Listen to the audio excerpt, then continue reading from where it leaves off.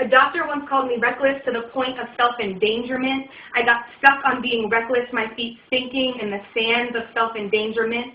Reckless like the woods that are disappearing, like the missing sounds of the morning sparrow, like the hunter with his arrow through my heart, inside the stitches, around the throbbing of my veins. My mother told me to keep it a secret, that my gifts make me a witch, but holding it leaves me twitching and reckless. I can hear what you're thinking. Come sit at my table. Your aura is a comforting green. Green, my favorite color, full of life. Like the dreams I dream that come to fruition. Like the way my grandmother stands over a pot in the kitchen. And how babies see angels. They know something we don't. Staring at nothing and laughing with every feeling they are able. Reckless like the famous Pandora's fable. Temptation leads to damnation, but not more than ye can bear. And I'm sitting in this chair with this doctor spewing like Charlie Brown. He can't even tell it's just my body that is there. The prostitute in the street, the sinner that gives her a job, the monopolies that consume. Not like the game we used to play, these hotels house the doom. Like the boom when you slam the door, when I told you I wouldn't take the pills, or when I lied and you swore that I could sit still. But it was all me, no magic medicine in my veins, because that shit destroys me. It's like I'm on automatic, I act but I cannot feel. A caged whale and everyone else is tapping on the glass, dressed from eyebrow to toenail in steel. I listen, but I can't see you, because the me inside myself is burning out like Tinkerbell with no belief, a skeleton in the closet waiting to come out. The me inside of me is my savior, the questions I have to ponder, while I sonder down the halls, molding and shape-shifting, marijuana comforting and lifting me high. Looking down at myself, hearing me inside my head, the hunger begging to be fed. I have to explore her. None of your pills are worth the cost. I'd rather have nights when I'm lost, and when my best friend stands behind me to take a shot, or all the battles that I fought with myself.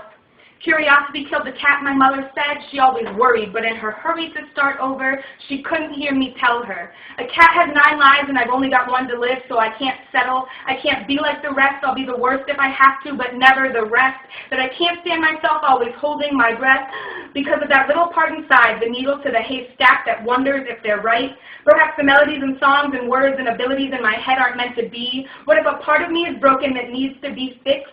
Because when I was a little girl, it was hard for me to sit. In class, I talked real fast, had tantrums through divorce 1, husband 2, the stepmom-to-be, and husband number 3. Maybe because I was the last one in aftercare at the mere age of 3, or because the world beat me and broke me and violated and tried me, because I was angry when daddy had a secret son, or when my stepdad was so far off the edge he couldn't see the sun, or because mom ignored it and pretended it was better, but it was worse. And of course, my little sister didn't understand, so while I watched, and when she was little, I was the only one who could understand her.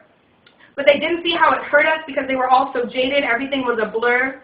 Or because I got drunk and skipped school, snuck out at night and broke the rules, smoked weed after school and looked in all the wrong places to find all the bad things, and remember all the long ago faces that faded and tripped and fell on the way to an end they couldn't decipher. And because I'm proud to be telling their story to anyone who will listen, and of their existence I am sure. Or because I sliced myself to pieces, don't like chocolate but razors, and I touched embers to my skin and it filled me up like the wind. Or because I liked it and still struggle, or because in my past to find myself I've made every mistake you can make. Drunk driving, car accidents, arrests, negligence, and greed. I've chosen unworthy people because I lost sight of my family. But despite all this shit, the list of do nots.